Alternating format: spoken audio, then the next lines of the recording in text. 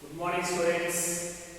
Now coming to another topic, types of RNAs and the process of transcription. First coming to types of RNAs. Students,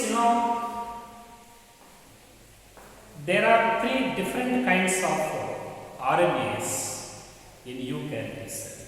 When in bacteria cells. There are three types of RNAs in bacteria. One is called messenger RNA. Messenger RNA. This is simply called messenger mRNA. Messenger RNA.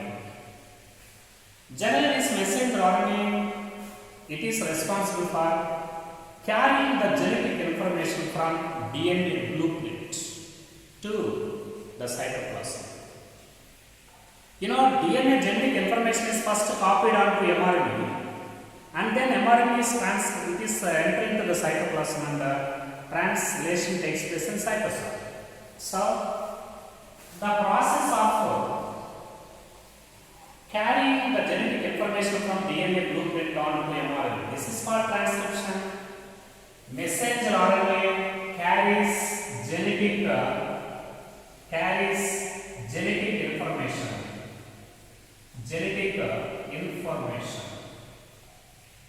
Carrying the genetic information from DNA. That is the importance of mRNA.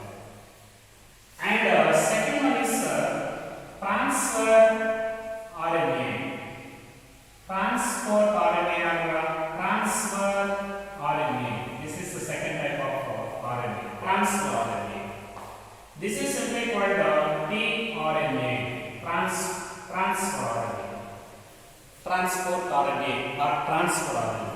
But what is the importance of this tRNA in case of protein synthesis? It reads the genetic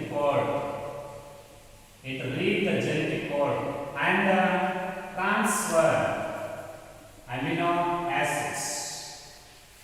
It brings the amino acids towards the region of ribosomes during the time of protein synthesis. Transfer RNA. It transports the amino acids to the region of ribosomes during protein synthesis. At the same time, third one is this is ribosomal RNA. This is simply called rRNA. So this is acts as a catalyst. It acts as not only a catalyst in the process of translation, it also acts as the structural molecule. Acts as a structural molecule and a catalyst. In this way, in bacterial cells, there are three different kinds of RNAs. One is mRNA, carries the genetic information required for protein synthesis from DNA. And second one is tRNA, transport RNA. It reads the genetic code and transfers the amino acids, brings the amino acids. 3. Ribosomal RNA. It not only acts as a catalyst and also acts as a structural molecule in the translation process. At the same time, these three types of RNAs means mRNA and tRNA and rRNA. These three types of RNA molecules, they are transcribed by a single enzyme, that is DNA dependent RNA polymerase. DNA dependent RNA polymerase enzyme. DNA dependent RNA polymerase enzyme. So, all these three types of RNA molecules are synthesized by the same enzyme. All these are transcribed by the same enzyme, DNA dependent RNA polymerase very, very important. The enzyme that helps in the replication of DNA is DNA dependent DNA polymerase. The enzyme responsible for transcription is DNA dependent RNA polymerase. Along this enzyme, single enzyme, it can catalyze the total 3 types of RNA molecules. Now coming to another point, students, here this enzyme RNA polymerase enzyme, first it binds with RNA polymerase enzyme, it binds with promoter, it binds with promoter and it initiate the process of transcription. This is called initiation, very, very important. This is called initiation. So, this is DNA, structural gene. This is black colored strand is template strand, and red colored strand is coding strand. You know in previous class which strand it donate the genetic information for mRNA? Template strand it donates the information for the mRNA, and this is polymerase enzyme, and is also represented by a promoter and a terminator. Promoter is responsible for initiation of polypeptide chain in the presence of a sigma factor, initiation factor, and terminator is responsible for the termination of transcription, under the guidance of a rho factor.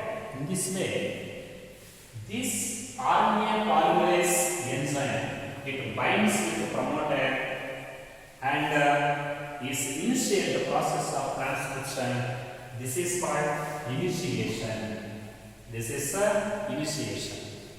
At the same time, this RNA polymerase enzyme, it is associated with an opening in DNA strands at the first time.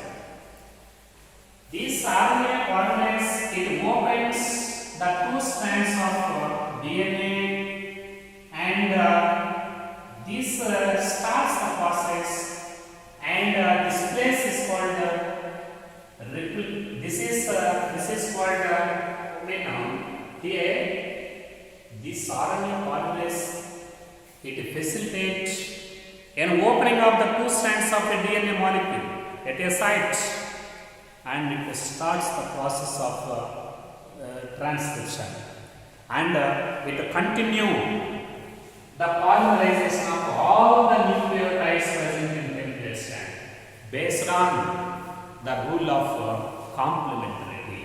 So, for example, this template strand is represented by A, is transcribed onto mRNA based on the rule of complementary as U. For example, G is there, transcribed as C, and C is there, transcribed as G. In this way, this enzyme, it polymerizes all the nucleotides present in template strands onto the mRNA based on the rule complementarity. In this way, this polymerases, RNA polymerase enzyme, it polymerizes the nucleotides of template strand onto mRNA based on the rule of complementarity. Here, this RNA polymerase, it uses the substrates. Deoxy mean it uses the substrates nucleoside triphosphates.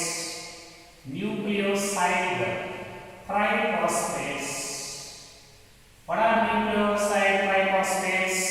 They are uridine triphosphate, UTT, CTT, and ATT, and GTT. Uridine triphosphate, cyclin triphosphate, adenosine triphosphate, guanosine triphosphate. This enzyme, it uses nucleoside triphosphates as a substrates, and it polymerize and it transcribe all the nitrogen base sequence present in template strand onto, they are copied onto mRNA. And always mRNA, it is formed in the direction of 5' to 3' deletion. 5' to 3' deletion. And this enzyme transcribes all these letters based on the rule of complementarity. That's such polymerization of nucleotides by enzyme. This is called elongation. This is called elongation.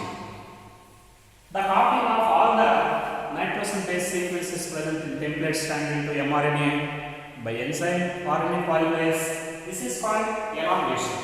Then, once this enzyme it reaches the terminator, automatically terminator it terminates the process of transcription, and mRNA it is released into the cytoplasm, and the enzyme also gets separated. Once this enzyme it reaches to terminator region, now the mRNA gets separated and it is released into the cytoplasm, and then it is also mRNA and RNA polymerase enzymes, they are released into the cytoplasm. They get separated from each other. That is called termination. Termination. So, actually, this enzyme it starts the process, and this is called initiation. This is first step, and it continues the polymerization of all the nucleotides of mRNA in template strand into mRNA. This is called elongation, second phase, and third mission, termination, ending of transcription. Students, very important. How? There is only one enzyme, RNA polymerase enzyme, but how single enzyme it catalyzes the 3 steps in this process: initiation, elongation, and termination. Actually, RNA polymerase is able to maintain only elongation. Actually, RNA polymerase is capable of driving the elongation, but this enzyme in association with the initiation, one initiation factor, that is called sigma factor, can initiate the process.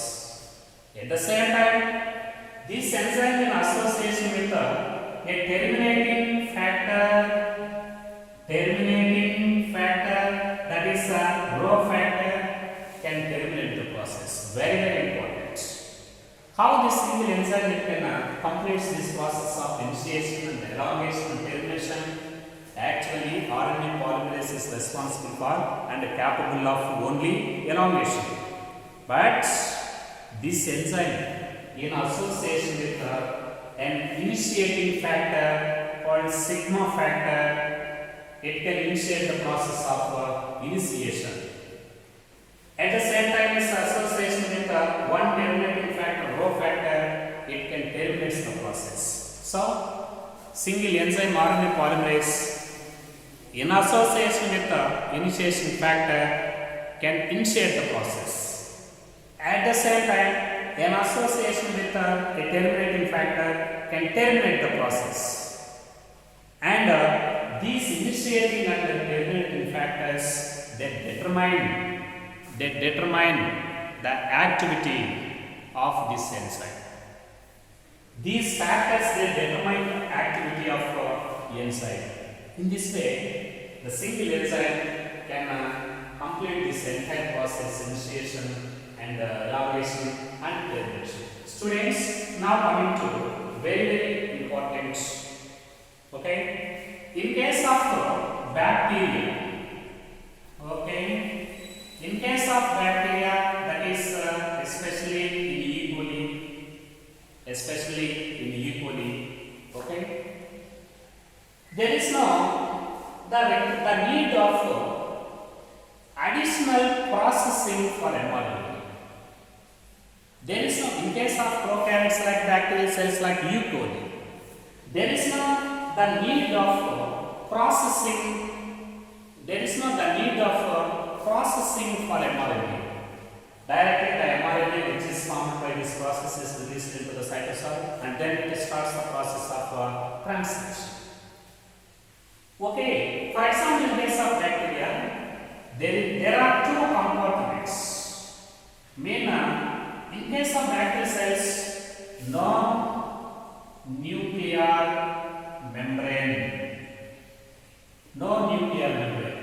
So that there is no the variation of cytoplasm and the nucleus. No variation of cytoplasm and the nucleus because nucleus is not surrounded by membrane. Both are associated. So during transcription, nucleus transcription takes place in nucleus and translation takes place in a cytosol. Here there is no the variation of nucleus and cytoplasm. Both compartments are coordinated to each other because of the absence of nuclear membrane. So that this translation process it begins earlier than the complete formation of mRNA. Very important. In bacterial cells, there is no two compartments. Both the cytoplasm and the nucleus they are associated to each other due to absence of nuclear membrane. So that translation it begins earlier than the formation of full-fledged mRNA. On one side this transcription going on, at the same time on another side translation is also begins earlier than the completion of this transcription. Because both takes place in the same compartment, there is not a variation of cytosol and nucleus. So very important. Students, due to presence of only one compartment in bacterial cells, the translation process it starts earlier than the completion of transcription. It is possible only in bacterial cells because in bacterial cells no variation of cytoplasm and nucleus, both are constitute the same compartment. But in case of eukaryotic cells, very important. In case of eukaryotic cells, there are two complexities in the transcription. In case of these eukaryotic cells, this mRNA it also needs two complexities and it also needs some processing methods to make this mRNA to become active. So one of the complexities in eukaryotic cells, there are minimum three types of RNA polymerases. Very important. There are minimum three types of RNA polymerases in eukaryotes. These three types of RNA polymerases, they show very clear-cut division of label. Very clear-cut division of label. That is, one is polymerase 1, RNA polymerase 1, RNA polymerase 1. This RNA polymerase 1 is responsible for the formation of rRNAs, that is 28S, 18S, 5.8S rRNA molecules. This is responsible for formation of RNA molecules, ribosomal RNA molecules, rRNA molecules. Which RNA polymerase is responsible for transcribing this ribosomal RNAs? That is, RNA polymerase 1 is responsible for rRNA synthesis, 28 sRNA, 18 sRNA, 5.8 sRNAs. At the same time, second type of enzyme, RNA polymerase 2. RNA polymerase for the precursor of mRNA. What is the precursor of mRNA? Heterogeneous nuclear RNA, hnRNA. Very, very important. Original mRNA is formed from this heterogeneous nuclear RNA. This is the precursor of original mRNA. And RNA polymerase 3. Third one is RNA polymerase 3. This is responsible for tRNAs. What about tRNAs? 5S RNA and SN RNA, short nuclear RNA. Okay, 5S RNA and 5N RNA. These are a type of 5S RNA. Short, very, very important. SN RNA, short nuclear RNA. So, in case of eukaryotic cells, there are two complexities, and it also requires some processing methods to make it active.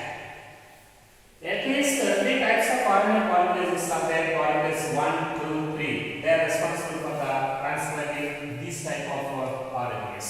Now coming to the second complexity. Second complexity, that is hrRNA. This is primary transcript. Okay, this primary transcript hnRNA. The first RNA which is formed just from this template, that is called hnRNA, heterogeneous nuclear RNA. For example, this is heterogeneous nuclear RNA. This is represented by exons and introns. It is represented by both exons and introns. This is exon and this is intron. Both exons and introns are present in this hrRNA.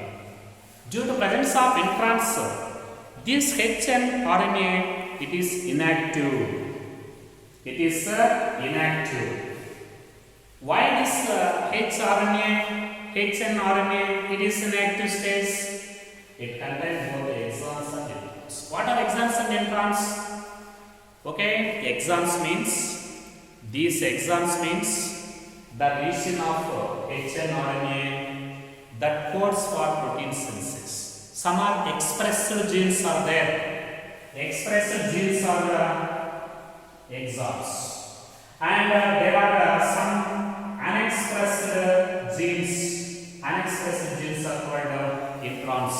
Due to presence of this both, these exons are interrupted with introns, so that this hnRNA, it is inactive. To become active, this hnRNA, it undergo some processing methods. After these processing methods, this hnRNA, it becomes active, and then it is ready to start the process of translation in cytosol. What are the processing methods required by this hnRNA in eukaryotes? These hnRNA contain introns and exons. Exons are expressed genes and introns are unexpressed genes. So, first this is subjected to one processing method. This is called splicing. This is splicing. What is splicing? This is removal of introns. Unexpressed genes. This is the removal of introns and arrangement of exons in a different order. Arrangement of exons in a definite order. This process, this is called this is splicing. Very, very important. To make this hnRNA to become active, it must be processed by some special methods. One is splicing by using spliceosomes enzymes. What is splicing? This is the removal of unexpressed genes called introns and arrangement of exons in a definite order. Removal of introns and arrangement of exons in a definite order. This is called splicing. Once the splicing is completed, immediately it is subjected to another process that is called capping. This is called capping. So what is capping? For example, this is mRNA. Okay, this is mRNA. This is 5' ratio. This is 5' ratio, and this is 3' ratio. So this is mRNA. Okay, capping means a unusual nucleotide, that is the attachment of addition of an unusual nucleotide at 5' region of mRNA. What is unusual nucleotide? That is methyl guanosine triphosphate. This is methyl guanosine triphosphate. A methyl guanosine triphosphate, it is one of the unusual nucleotide. Now this methyl guanosine triphosphate, it is added, it is attached with it is attached with 5' position of mRNA.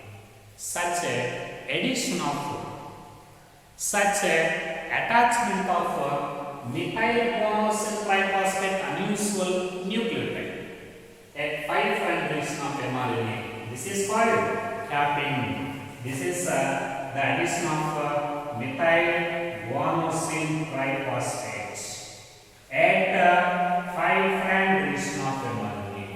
Now this is called capping. And then finally this is subjected to tailing. Very, very important. Tailing. Tailing. What is tailing?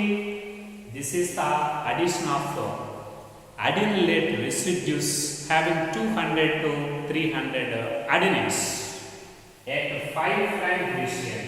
This is polyadenylate tail. What is tailing? Tailing is the addition of a polyadenylate chain having 200 to 300 adenines in a 5' ratio. Okay, this is the addition of polyadenylate residues. Polyadenylate residues having 200 to 300 adenines. So, addition of methyl guanosine triphosphate at the 5' region of mRNA is called capping. And addition of polyadenylate residues having 200 to 300 adenines at 3' region of mRNA. This is called tailing. This tailing, this is independent of template independent manner. The addition of this polyadenylate residue, it is by the template independent manner. Very, very important. Template independent manner. So, in case of eukaryotes, there are two complexities. One is minimum 3 types of RNA polymerases are there, and they show the clear-cut division of label. And at the same time, hnRNA primary transcript contains introns and exons. Exons means expressed genes, introns means unexpressed genes. Now, the removal of introns and the arrangement of exons in a definite order, this is called splicing. Then it is subject to capping, that is addition of unusual nucleotide guanosine, methyl guanosine triphosphate at 3' region of mRNA. This is called capital. And then it is subjected to tail. That is addition of a polyadenylate residues having 200 to 300 adenines at a 3' region of mRNA. That is in a template independent manner. That is called tail. After this processing methods, now this HLRNA, it becomes more active. Now it is immediately transported into the cytoplasm and then it is ready to initiate the process of translation. This is the nature of RNAs.